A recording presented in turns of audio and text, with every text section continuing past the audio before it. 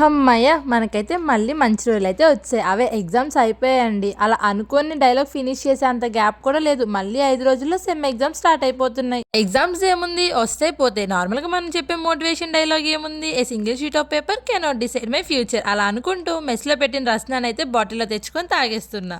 ఎవరిని పట్టుకొని ఏం అడుగుతున్నావు? నేనెప్పుడూ ఫ్రీయే.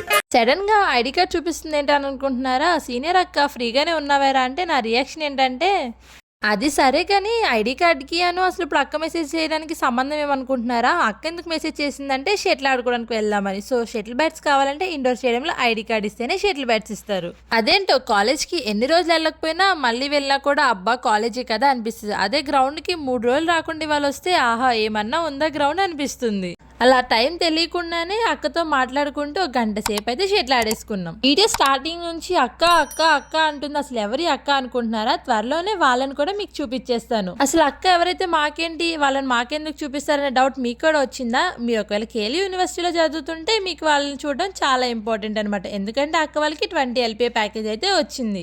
సో మీరు ఎంతమందికి అసలు అంత ప్యాకేజ్ ఎలా వచ్చింది ఏంటి ప్రాసెస్ అని తెలుసుకోవాలనుకుంటే కామెంట్ చేసేయండి. అక్క వాళ్ళని రిక్వెస్ట్ చేసి వీడియో చేసేద్దాం.